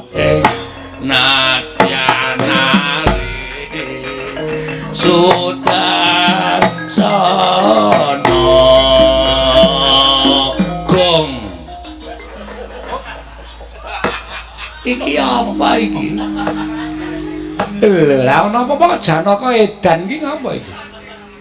Kakang Brada. Menawi menika rak kados titah panengah Pandhawa. Ha iki kaya ngono iki lho kok nggawa glotrekan barang. Wah, lha menika pripun niki lho? Sampun Kakang kula ingkang badhe ndangu kulub Arjuna padha kanthi raja sak praptanira nggih Janaka. Asu anu Amit pasang Kalimantabe tinebina ngilodune dumawaing tawang towang Pukulun ingkang wayah pun Arjuna ngaturaken bekti kula kunjuk ngarsanipun wangadi Pukulun. Iya Janaka ulun tampa. Pangestu ulun tampanana Janaka. Kula cancang pucaking remi. Weni dumawaing wijang rumeketing werdaya saestu andadosaken cahya nur cahya ndadosaken Giri Patembaya. Iya Arjuna, Giri Patembayane sapa? Kula piyambak mboten mangertos Pukulun. Janaka padha raja sak prata kita. Pukulun Bathara Teka. Narada wilujeng niring sambikala bektos kula kunjuk Pukulun. Bekti iki aja dibasake, bekti ngono aja bektos. Inggih. Ulun tampa. Pangestu ulun tampanana nggih. Kula pundhingga jimat paripik dayanana ing kasantosan Pukulun. Ulun tampa, pangestu ulun tampanana. Nun inggih Pukulun. Arjuna Wonten dawuh Pukulun Bathara Manikmaya. apa to sababe dening kita suwanana ing kayiwangan? Mboten wonten sebab akibat. Ingkang jalari kula sowan wonten ing kayiwangan namung nampi pelaporanipun saking sekretaris desa menawi Kakang Semar lan sedaya para putra-putranipun menapa pasang Giri kalersan kaboyong wonten ing kayiwangan Pukulun. Iya Arjuna, apan kepara nyata lamun Kakang Semar ndak boyong marang kayiwangan menawi dipun keparengaken kula badhe nyuwun arta nyuwun priksa Pukulun. Kenging menapa Kakang Semar dipun boyong wonten ing kayiwangan? Kenging amarga ana bab ingkang bakal ulun tibakake kelawan Kakang Semar. Menika ateges menapa satunggiling prahara utawi perkawis pidana pasal 323 ingkang dipun lampahi dening Kakang Semar menapa kedah nglampahi kalih dasa wulan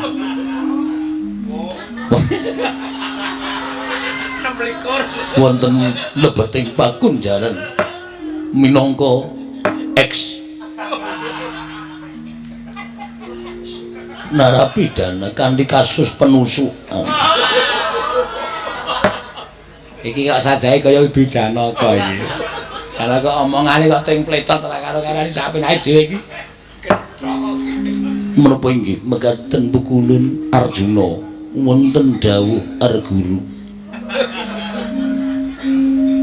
Kakang Semar ulun piji mangarsama sabab bakal ulun patrapi pidana. Pidana menapa badhe kapatrapaketet dhateng kekecepet ora luwih kejaba mung pidana pati. Sabab Kakang Ismaya ora nate nyembah kalawan Bathara Guru mongko ulun nalindraning para dewa ora pantes urip ana ing alam padang. Kakang Semar kudu tekaning pati sabab wis ngasorake drajating Bathara Guru Janaka. Mboten nginten babar pisan. Menawi paduka pukulun kados mekaten lampanipun. Janaka kuwalik. Raine nang kene kok raine nang kono. Dume rambute dawa digebeske. Pukulun menawi ditira mekaten kula mboten narimakaken menapa ingkang dumados kaliyan Kakang Semar inggih Kakang Nayantaka inggih Kakang Saronsari Budana nangunun juru Diapunta Prasanta inggih Sang Bojogati inggih Bojokrama. Kula mboten narimakaken Pukulun, kula mboten trima menawi paduka Pukulun mboten menapa menika mangsulaken Kakang Semar wonten ngarsanipun ingkang wayahipun Raden Janaka. Rawe-rawe kula rantas malang-malang badhe kula putung Arjuna. Arjuna wonten dawuh. Yen ngono kita wani kalan panjenengan ulun. Mboten ateges kula badhe wantun lan panjenengan Pukulun namung pakartinipun Pukulun ingkang sampun nalisir saking angger-anggering kautaman mingguk saking dedalan. Kula mboten narimakaken. Bener Janaka nek tok waneni kok sapinake dhewe ora. Yen ngono kita wani kelan panjenengan ulun bakal ulun katutake dosane. Pukulun wonten tembungan dudut ngatur surung luntung menika. Menawi panjenengan badhe ngatutaken menapa ing sampun badhe kula mboten idri kan panjenengan Pukulun guntur geni guntur angin sirnakna Janaka.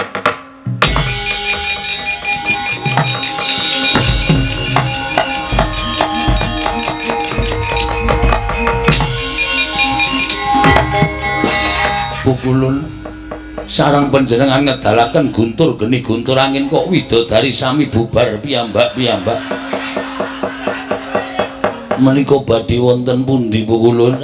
Widodari ki yane do kepoyo. Lilan ana kula nderek. Ora kena kok melu yar ngopo? Pukulun sampun dangu kula mboten sumerep. Sampun wonten 3 wulan menika Pukulun. Saben dalu mboten sapa wonten ing griya Pukulun. Kakang Trata, punapi? Lah kok aneh. Guntur geni guntur angin kula dawuhi namung mapan wonten sak nginggil kula mboten purun andilat.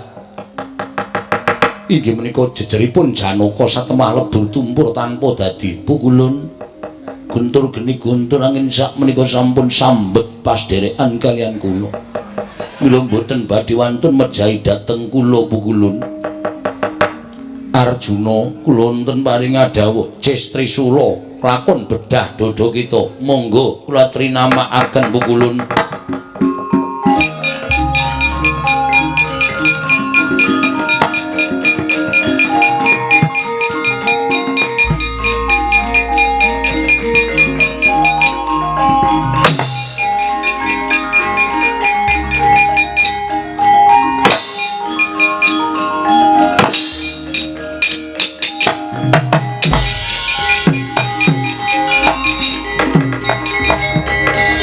Kakang Trata, menapa inggih menika badhe numusi panjenenganipun Kakang Kaneka Putra? Pripun? Cis Trisula mboten tumama, Janaka malah ketingal mesam-mesem kados mekaten. Wah, lah kok elok bocah iki lha kok dadi kaya ngono kekuatane. Pukulun panjenengan dawuhaken menapa menika namanipun Cis Trisula. Cis Trisula kula mboten kraos Pukulun. Lah banjur aku kudu piye Janaka menawi kita panjenengan Pukulun mboten ngunduraken Kakang Semar lan sak anak-anakipun. Pukulun kula mboten nrimakaken. Paduka Pukulun tetep badhe kula ajar legane ati kula.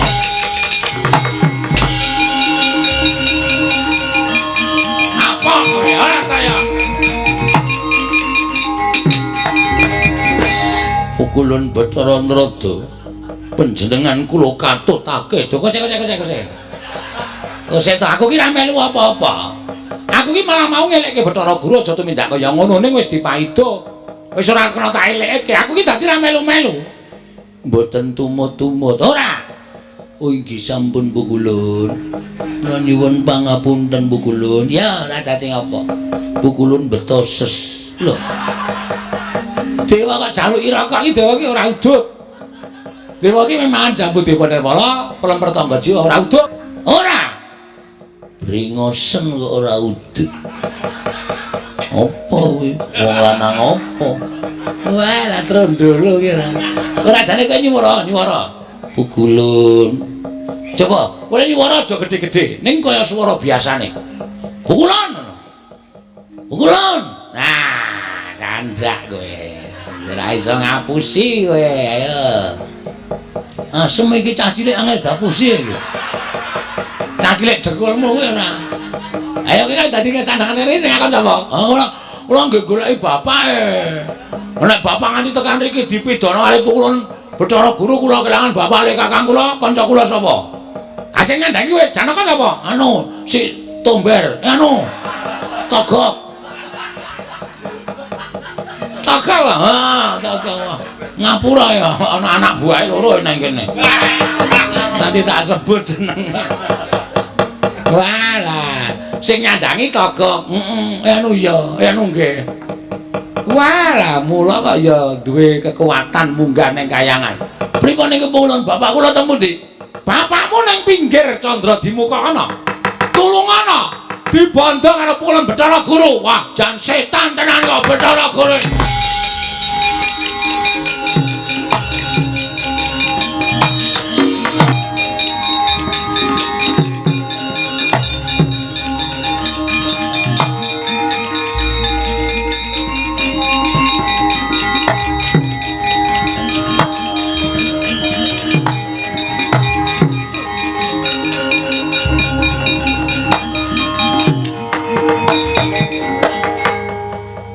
Kakang Semau.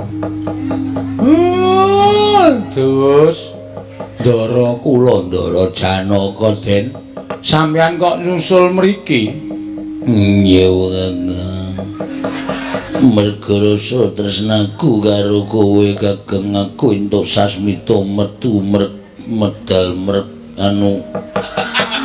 Aku entuk sasmita metu dalaning impen surat kabar yen to Kakang Semar dicekel keamanan kayangan saiki mapan ana ing pinggiring kawah Candra Dimuka. Kakang kowe dibondo karo Bathara Guru. Nggih Ndara Nala Garing dalem Den kaya dibondo. Nggih kaya kirik. Wes Petro kowe ya dibondo. Nggih Ndara, padha tak uculi. Muga-muga kasembadan penjangkaku ngunculi Kakang Semar, Nala Garing lan Petro kanthi kinurmatan. Pun pokoke kanggo kinurmatan apa-apa kula nderek. Waton kula duculi.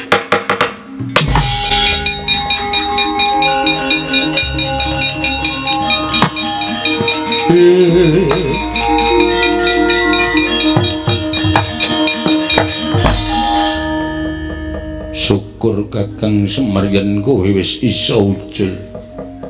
Matur nuwun Ndara, ora dadi ngopo. Matur nuwun nggih Den. Iya Garing.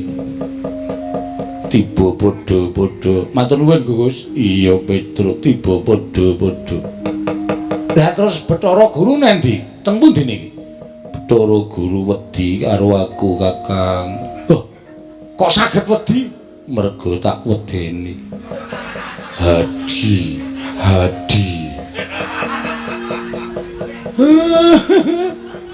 Iki kok kaya ora kaya biasane to Garing. Sik. Lah, periksane. Ndara dalem anu opo Garing? Waduh Ndara Janaka. Malem Kemis digeret Larasati. Malem Jemuah digeret Manuhara. Malem Setu digeret Sembadra. Malem Minggu digeret karo si Dersanala. Nggih. Minggu sore suntik. Truk sapa truk? Ayo bedhek-bedhekan aku ngerti kowe ya. Mbok tak rasa ngono rasa diambu wae awake. Wong bocah iki ora tau adus. Nek adus mung bareng sura. Edian. Pedre kowe mambu apa? Mambu apa ambune kaya ngono kok. Pancen aku ora ganti celana dalem iki. Ya anggere ngene iki.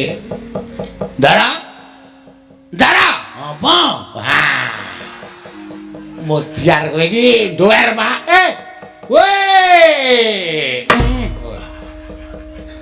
Trembelane anak kok wani karo wong tuwa. Nek ora aku sing nglametke.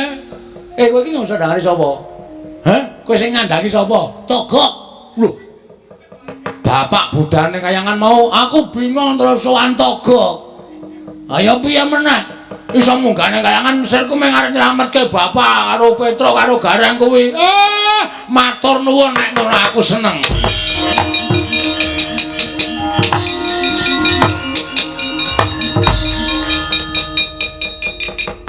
Janaka kowe aja mudhun ning jagat. Keparingipun Iwang Pikulun kura-kura ninja kados ngawur banget. Pulun rata diundang kura-kura ninja. Ora penak wae lho ngomong iki.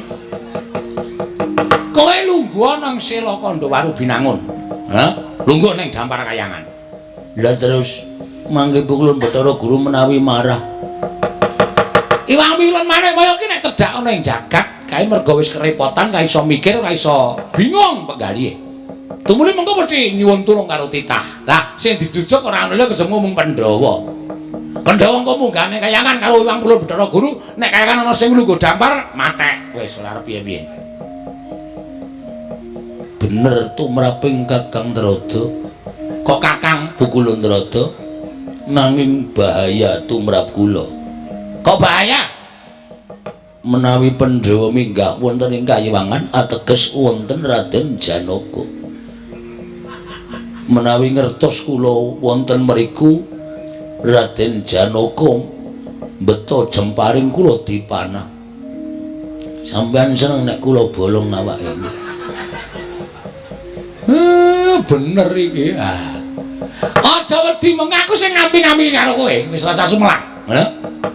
Nek Janaka nibake panah karo kowe, mesti ora bakal temomo wong kowe iki lagi kesinungan kadedayan kaya ngono, Bagong. Oh, jangan sekali-sekali mengatakan nama Bagong. Siapa itu Bagong? Saya tidak kenal. Di sini yang ada Raden Gatotkaca. Kleru. Janaka, Janaka. Wah, ketok wis walus, slip. Wis halus wae kleru. Aja kuwatir ayo Janaka. Monggo Kakang Trada kula dherekaken kecilikan ketara suarane. Rada gedhe. Monggo Kakang Trada kula dherek. Ngono ki rada wangun. Ayo.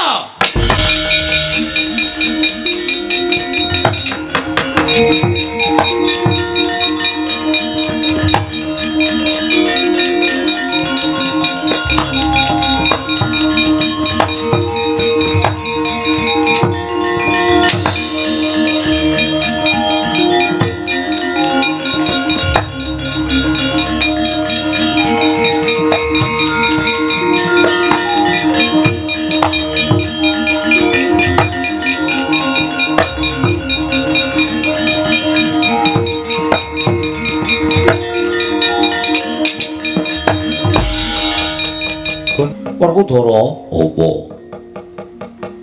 Lah kok dadi wis nganti suwe banget Kakang Semar lan saat majani kabeh ora sowan Praja Ngamarta. Marata coba tak takoni Dimas. Yo. Apa Siadi tau paring pangandika ingkang natoni marang atine Panakawan? Nadyan aku ki wong bongol. Nadyan aku ki wong kau.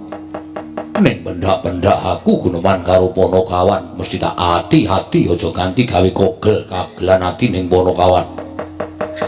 Merga Werkudara ngrumangsani kanane Pandhawa sing nganti kaya mengkene merga labuhaning para Panakawan. Bener Yayi? Yo.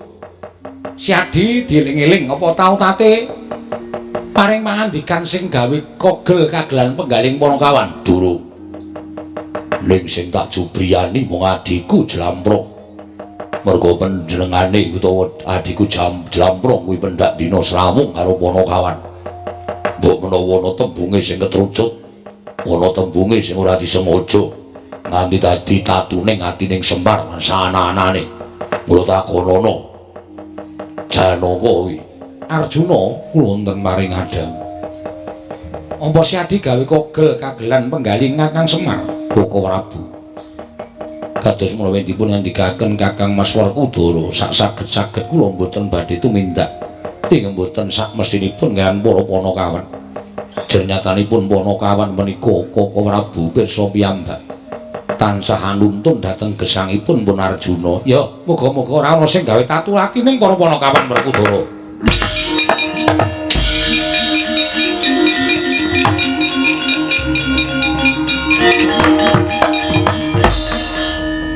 Kula ngaturaken bekti. Ya Kresna Luntama. Guru hakeku aku ngaturke bekti.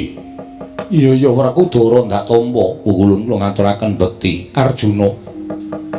Ora kaya kadang kita kekarone ngaturke bekti lawan panjenengan ulun tak tampa.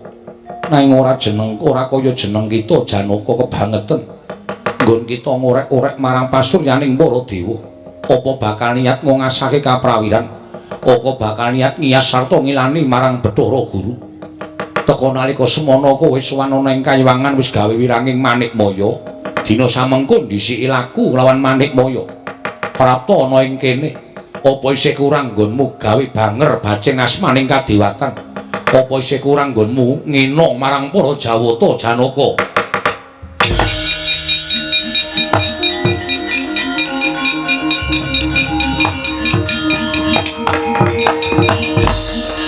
Kulun estu mboten ngertos kentrang kimpuling lelakon. Pojok mlereting kahanan teka Paduka ndukani dhateng ingkang mayapun Janaka. Lepat kula menapa kulun kula aturi paring dawuh mangke kula badhe sagah anebus lepatipun Pun Arjuna. Janaka, kita munggah ning Kayiwangan gawe wirang panjenengan ulun. Malah nalika semana kita wani karo panjenengan ulun sekecap padha sekecap. Tumilun tibani guntur geni guntur angin nanging eloke. Mbuh saka dayaning apa guntur geni guntur angin ora tumama marang jeneng kita. Malah Cistri Sura pusaka kadewatan ingkang ampuh kagila-gila ora tumama ning badan kita. Tumuli kita ngoyak lawan panjenengan ulun lumaku mlayu saka ing Suralaya.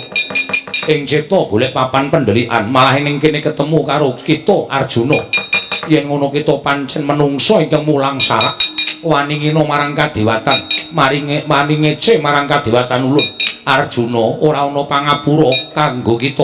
Kejaba ngulun cemplungaken ing kawah Candradimuka. Aku sing adili. Werkudara! Werkudara!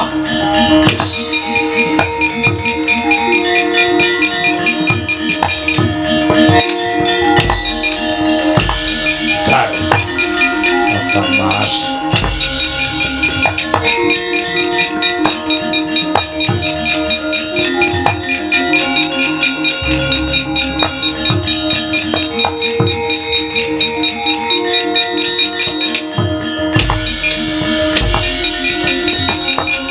Werkudara!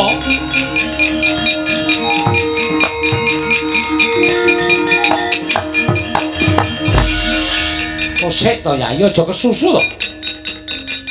Sing jeneng wong tuwa ki tumindak mbok nganggo petong ora sak penake dhewe. Wah, setan. Sing undi adi ya Janaka.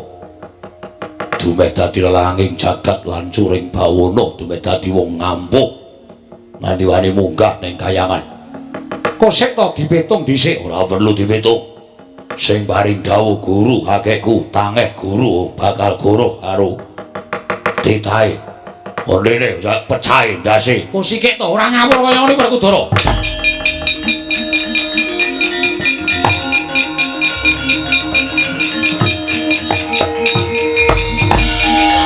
Nuwun sewu Bu Kulun. Sampun ngantos menika mangke damel dedah antawisipun Werkudara lan Janaka. Pukulan kala wau paring dawuh menawi Janaka minggah wonten ing Kayuwangan menika leres. Iya. Nyata blegeri Arjuna. Mongko nyatanipun kula nuwun sewu, Janaka menika mboten ate pisah kaliyan Kresna. Wiwit kala wau bidhal saking negari Ngamarta kula menika sareng ngadang kula pun panengah. Nanging nyatane ana ing Kayuwangan ana wujud Janaka. Nanging ngaten sakmenika ngaten mawon. Monggo dipun buktekaken. Pukulan maturi nganti ingkang wayah ketiga dhateng Kayuwangan. Ayo yen kita ora percaya karo panjenengan Kresna.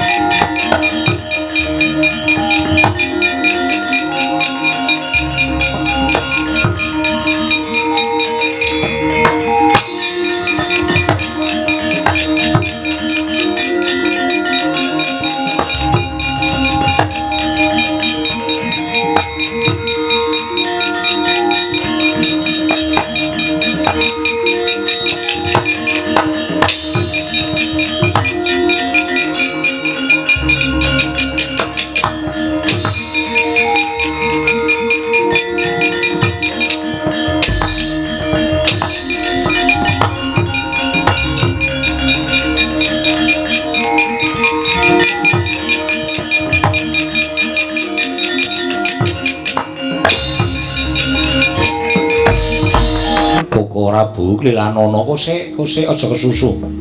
Menungso ora tatangan kebarat ngembar rupa karo Janaka pengen tinju ngakhirat nyawamu. Janaka lagi topo? Ya, aku tak omongke lagi topo. Malah begawan cipta plempem. Oh ya. Iya. Arjuna Jugara nggon kita tapa Janaka. Kowe lah dalah tapa barang to Werkudara. Wah, sapa kuwi? Cengengesan. Lah kowe apa ora ngerti ya? Ora. Sawangan nganggo permana jati ya kuwi sapa ngono lho. Nun sewu ngantos kados mekaten lampanipun kuwi kados pundi Bu Kulun? Panjenengan kedahipun nglenggono dhateng lampan ing sampun panjenengan lampahi nek nganti kayangan nggo jag-jagan tiang-tiang menika mestinipun pukulan menika nggadahi kalepatan. Mestinipun lho kula mboten nuduh dhateng Paduka Hyang Pukulan Jatimurti.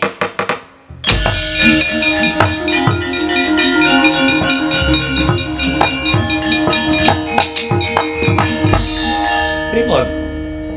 Menapa tasih badhe niat nggadahi pangarti mboten sae? Pripun kula tanyuwun prisa? Lah kene iki muncul Janaka ya. Kocar-kacir dina sapa-sapa pateni, sapa-sapa pateni. Panjenengan menika dewaning para dewa lho dipramesti. Panjenengan menika datu mindak ingkang sae. Supados dados patuladan para titah ing gumelar wonten ing jagat. Lah wong ora luput, Semar ora kleru, Gareng ora kleru, Petruk ora kleru kok dibondo diracun. Nek mboten Janaka menika ingkang milujengaken Semar kaliyan Petruk kaliyan Gareng. Kayangan saya geger tinimbangane geger sak menika.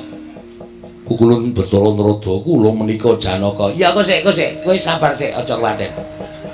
Ning sing tak anggap Janaka iki dhisik, mengko kowe gampang. Nggih. Koko Prabu wis manuta. Nggih, nistakaken dawuh. Edianten. Koko Prabu menapa kepareng kula jemparing saking mriki. Kosek to aja tok panah, kontal tenan kae. Kosek Janaka kosek iki ora ngene iki ndak ora rampung-rampung. Ngaten? Namung malah kula saya wireng, kula menika saya gedun. Teka Janaka kok saged menang kaliyan kula menika panjalmanipun sinten? Menika Janaka kula beto saking jagat minggah wonten ing Kayangan. Lah, wong ki nek angkara murka pakartine mula paningali peteng. Wong ki nek tumindake elek ora iso nggunakake netra batin. Ming peteng dedet limengan merga ora iso wening atine, ngoten. Sampeyan dienggo dolanan karo titah ya ora krasa. Ya mung merga titah menika pancen lagi winawong dening dewane. Dibantu karo dewane. Ngoten? Nggih, Kakang. Badhe ngresa? Badhe ngertos? Kula badhe ngertos.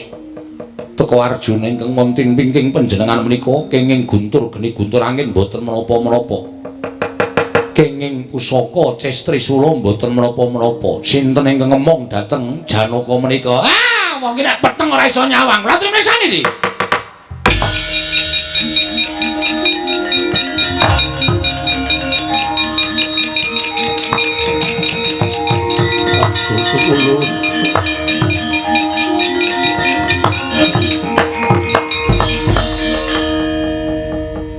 Ulun ingkang ngomong lawan jagate Arjuna, Guru, kita arep mboya trima. Ulun sepinten kelepatan kula diagung pangaksama. Ya merga saka panggresahe Ismaya. Pasambate Ismaya nalika mbok bondo ning tepining Candradimuka. Wekasan ulun tumiyup sangka ing ngundarandir bawana manjalma sajuga kelawan anggane Raden Janaka. Ya Raden Angling Darma. Dan nduwerke karo Sanghyang Menang ya wani sembrono. Ndang modhong kliatos kuwi ora. Nggih Bu kulun nandhang kalepatan. Ismaya gumelar ana ing jagat sayekti musti nitah dening Purbaning Wang Mahanasa minangka dadi pamomong. Manikmaya marata gaki saiki petungen kaya ngapa rekasane Badranaya, kaya ngapa rekasane Semar. Ing mestine urip ana ing kayiwangan kudu manjalma urip dadi titah. Mongko mung tukang pamomong, mongko mung Panakawan. Apa kita kepengin ngrasake dadi kaya Semar? Yen ngono ulun ingkang bakal malik jagat. Ismaya dadi Jawata, Manikmaya dadi titah. Mboten pukulun mboten. Kula sampun ndodho ing kalepatan. Mula aja gampang lupute kelawan Semar. Semar kaparingan panguwasa ora wenang nyembah kelawan Bathara Guru, ora wenang tata krama kelawan Bathara Guru. Kuwi wis sak mestine. Aja rumangsa dadi dewa, nalendraning para dewa terus kumawasa sapa-sapa kudu nyembah. Nanging ana pitunganing Wang Mahanasa ingkang ora diwenangake nyembah kelawan jeneng kita. Inggih pukulun. Sepisan jiki ulun pangapura. Angka loro kita mbaleni keluputan aja takon dosa. Ulun pribadi kang bakal maringi pangkuman kelawan jeneng kita Manikmaya. Inggih pukulun nyuwun pangapunten. Dene kapindho kita kudu maringake pelem pertangga jiwa lan jabu dipun nirmala. Gangsal 12 kilo. 15 kilo Bathara Guru. Edian. Nembung pelem kok 15 kilo ya tekor bakule ora. Wah wis. Yen kita ora maringake aja takon dosa. Ulun ingkang bakal matrapi pidana kelawan jeneng kita. Nggih pukulun. Sewu-sewu kalepatanipun ingkang abdi tadah wadana. Kula nyuwun pangapunten ing sakalangkung kathah pukulun. Mboya dadi ngopo? Wis ngono Manikmaya. Ulun kundur makayangan. Ingkang sabanjure apa ingkang bakal kita tindakake? Kita maringi pelem pertangga jiwa nanging uga kita ndak jaluk nyuwun ngapura karo Bagong. Pukulun kula jejering Jawata apa ngatasi dewa duwe keluputan ora gelem nyuwun ngapura karo titah. Luwih dhuwur derajate, luwih jembar kesabaran yen to ana dewa ingkang nyuwun ngapura kalawan titah yen to pancen dewani luput. Inggih pukulun ngestaken dawuh. Wis ngono wae Bathara Guru, ulun kundur makayangan. Pukulun menapa boten manjing wonten angganipun ingkang abdi malih. Wis cukup tekam semene. Aduh pukulun bakal hancur saya pukulun. Mboten wonten kekuatan ingkang ngayomi dhateng kula pukulun. Surem-surem Tiwangkara kengken. Modyar to sate. Ora diayomi karo pukulun Bathara Wenang wis ora bakal duwe kadigdayan deplok karo Ndara Janaka. Pukulun kula triparing dawuhan Raden Janaka sampun ngantos mulasara kaliyan kula. Arjuna wonten paringaden.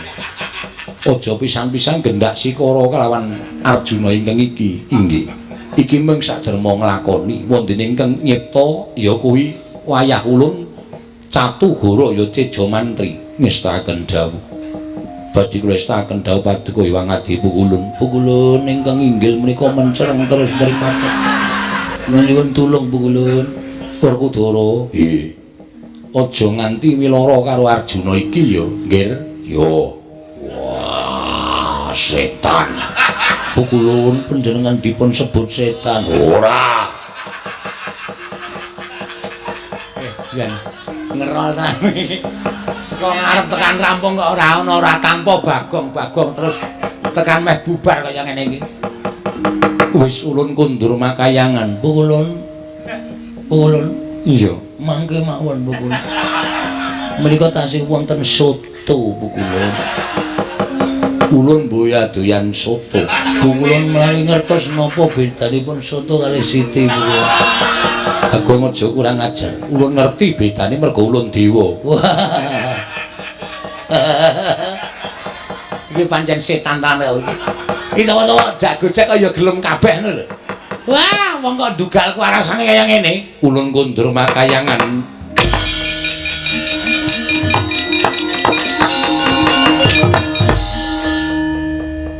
Kakang Rada, Prawi? Arjuna menika ki mandhap saking pelenggan. Mudhan sekali kali. Mudhan iki kok duganmu. Lam perjiwatan. Boyo mirah boyo ingsun. Sun permak dadi ndika. Sing arep dipermaki apane? Rite Pukulun.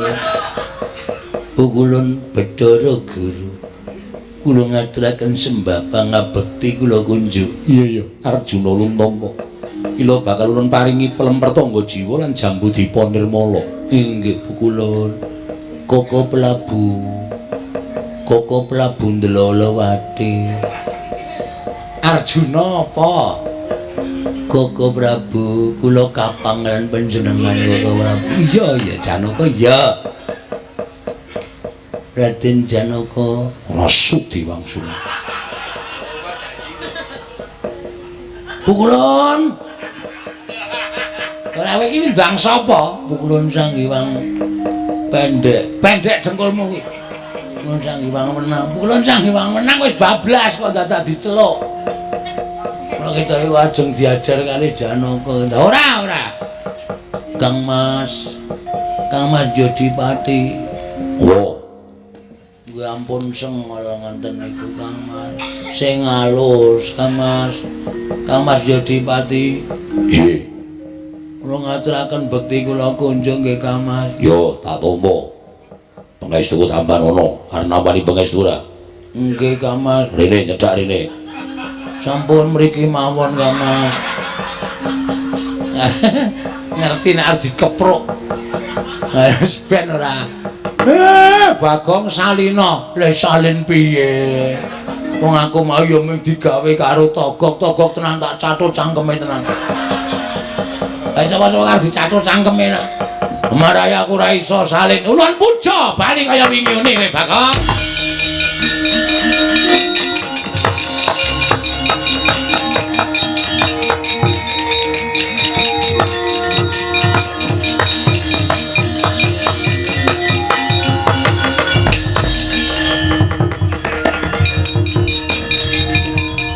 Dan iki kok suwe banget to ning ngarsane kowe.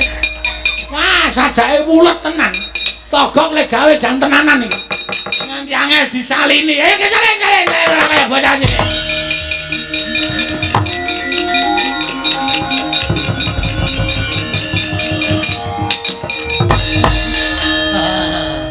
Halo. Ngandel ora. Nek mau tok panah ra kowe getun to. Setan. Ngapunten ya, Dara. Soleh ora dibaleni. Omah guyu e. Oh iki marai mangkel ning yo marai guyu. Bingung aku. Kok ndek kathok kaya ngono.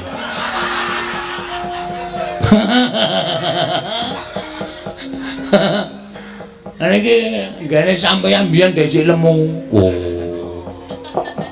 Iki benanan tulisane SD Kepek Wonosari.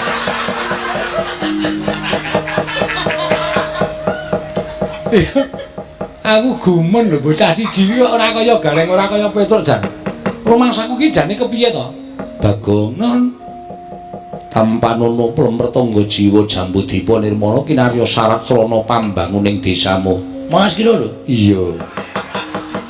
Lah mesra tekan 15 kilo barang.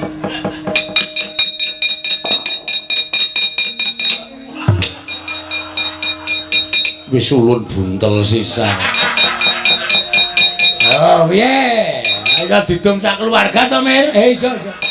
Kowe njaluk ora, Ning? Njaluk isine brek. Cintai kok isine ora. Matur sembah nuwun Bu Kulon. Kanggo syarat srana pembangunan desa kula. Nek boten ngoten ndak ora rampung-rampung. Ora pamitan barang to. Nek kecukupan karepe rak mulih diusung dhewe kae. Wis ben ora kesel ndalan rak ngelekar semaput. Wah, jan setan tenan kok. Bu Kulon kula nyuwun pamit. Ya Kresna sing ati-ati. Bu Kulon kula nyuwun pamit. Arjuna, ulun nyuwun pangapura mboten dados menapa. Aku njaluk pamit. Guru kakekku Bratasena, ulun nyuwun pangapura. Kakang Semar, kula nyuwun pangapunten Kakang. Iya ora apa-apa. Lalekke lakon sing wis ora sandhangan. Eling-eling. Ana ra tak gawa dhewe ngene iki. Kok aja mulai piye ta iki urung rampung lakone. Iki isih dawa, iki isih gayeng. Oh, ora ngerti babaring crita nek yaene kondur. Iso rame iki. Iku aku isih bangun desa, mujudake desa ingkang gemari paloh jinawi. Terus aku nyuwun karo para rakyatku kabeh nek panjenengan sing percaya karo Bagong ya wis, aku dadi pemimpin ra masalah. Nek aku kleru do dielekke, nek aku salah aku do dielingke. Mergo menungsa lumrah, kedunungan nina lali salah apes lan mati. Ampun kondur sik. Niki isih jejer bareng. Isih wonten sing bakal nyarusiku gegayuhane Bagong. Nek sampean kondur sik rugi ora kecekel